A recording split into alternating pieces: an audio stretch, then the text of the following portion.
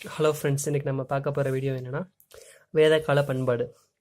வேதக்கால பண்பாடு அப்படின்னா என்னென்னா, ஹராப்பா அந்த நாகரிகம் வந்து கிமு 1500 அழிந்தது.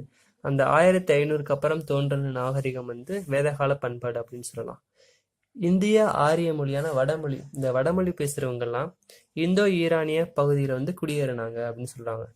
இவங்க வந்து கிமு 6ஆம் நூற்றாண்டில் வந்து வட இந்தியா முழுவதுமே குடியேறினாங்க. இதை வந்து ஆரியவர்த்தம் அப்படின்னு சொல்லுவாங்க. இந்த மக்கள்லாம் வந்து எந்த நாட்டில இருந்து வந்தாங்க, அதாவது எந்த பகுதியிலிருந்து வந்தாங்க அப்படின்னு பார்த்தோம்னா, பால கங்காதர திலகர் வந்து வானியல் தகவல்களை வச்சு அவர் என்ன சொல்றாரு அப்படின்னா, ஆர்டிக் பகுதியிலிருந்து வந்தாங்க அப்படின்னு சொல்றாரு. ஆனா அறிவியல் பூர்வமா ஆராய்ச்சி பண்ணி பார்த்ததுல ரஷ்யால இருந்து வந்தாங்க, அதாவது தெற்கு ரஷ்ய பகுதியிலிருந்து வந்தவங்க தான் இந்த ஆரியர்கள் அப்படின்னு சொல்றாங்க.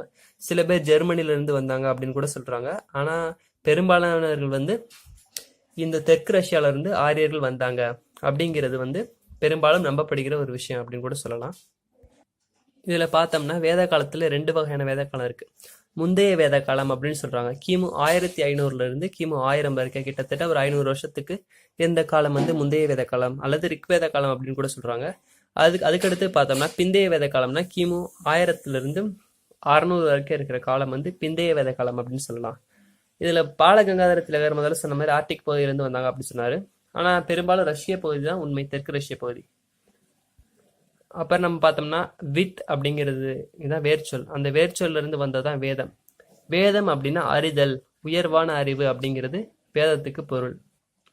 வேதகால இலக்கியங்கள் வந்து 4 இருக்காது. என்ன ரிக், யஜூர், சாம, அதர்வன அப்படின்னு சொல்லலாம். இதுல பழமையான வேதம் வந்து ரிக்வேதம். ரிக்வேதம் வந்து 1028 பாடல்களை கொண்டது. இந்த யஜுர்வேதம் வந்து சடங்குகளை பத்தி குறிப்பிடுறது யஜுர்வேதம். சாமவேதம் வந்து சடங்குகளின் போது இசைக்கப்படும் பாடல் பற்றியது, அதாவது இசை. இந்த சாமவேதத்துல இருந்து தான் இந்திய இசை தோன்றுறது அப்படின்னு சொல்றாங்க. அதர்வன வேதம், இந்த வேதம் வந்து போர்க்கலை அதை பத்தி சொல்றது வந்து இந்த அதர்வன வேதம். அடுத்து வேத காலத்துல ரிக், யஜுர், சாம, அதர்வன இந்த 4 வேதத்தை தவிர்த்துட்டு மிச்சம் இருக்கிறது என்னன்னா உபநிடதம் அப்படின்னு சொல்ற விஷயம் இருக்கு. இந்த உபநிடதம் அப்படின்னா ஆன்மா, பிரம்மம், உலகின் தோற்றம், இயற்கையை புரியாத புதிரை பத்தி கூறுறது வந்து உபநிடதம் அப்படின்னு சொல்றாங்க. பிராமணம் அப்படின்னா வழிபாடு, வேள்வி, இதை பத்தி சொல்றது வந்து பிராமணம். ஆரண்யங்கள் அப்படின்னா இது காட்டு இலக்கியம் சொல்ற இந்த இலக்கியங்கள் வந்து மந்திரம், மந்திர வேள்வி, பலியிடுதல் பத்தி சொல்றது வந்து இந்த ஆரியன்கள். அப்புறம் இருக்கிறது வந்து ராமாயணம். இந்த ராமாயணத்தை எழுதுனது வந்து வால்மீகி, மகாபாரதத்தை எழுதுனது வேதவியாசர். இந்த மாதிரி இலக்கியங்கள்லாம் வேத காலத்துல இருந்துச்சு அப்படின்னு சொல்லலாம். வேத காலத்துல, முந்தைய வேத காலத்துல மக்கள் வந்து எங்க இருந்தாங்க அப்படின்னு பார்த்தோம்னா, சப்த சிந்து அப்படின்னு சொல்ற இந்த 7 நதிகள் இருந்த பகுதியில மக்கள் குடியேறினாங்க.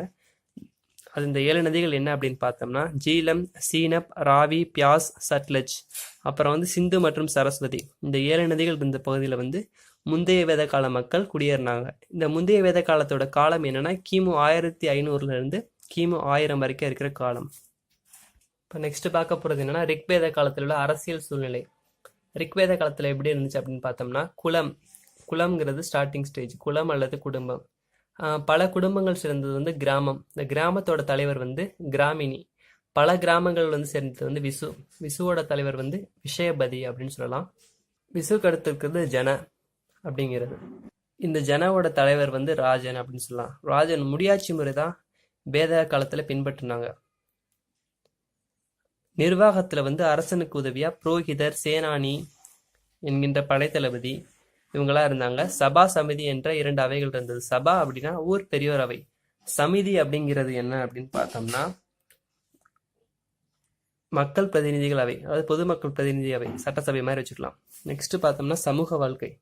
சமூக வாழ்க்கை எப்படி இருந்துச்சு அப்படின்னா நம்ம ஏற்கனவே பார்த்தோம் குடும்பம் தான் ஸ்டார்டிங் ஸ்டேஜ்னு. அந்த குடும்பத்தை வந்து கிரகம் அப்படின்னு சொல்லி வச்சாங்க.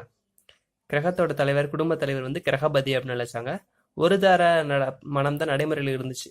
ஆனா இந்த அரச குடும்பங்கள் அவங்கெல்லாம் வந்து பலதார முறை அவங்க கிட்ட பலதார முறை இருந்துச்சு.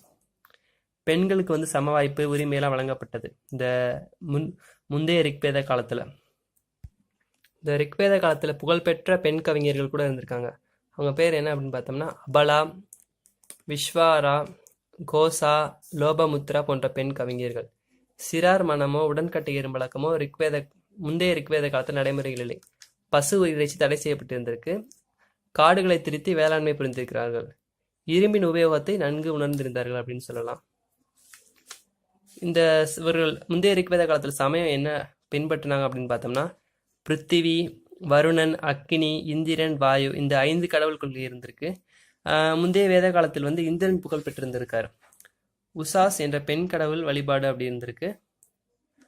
ஆலய வழிபாடு, சிலை வழிபாடு முந்தைய வேத காலத்தில் இல்லை. நெல், தானியம் போன்றவை படைக்கப்பட்டது.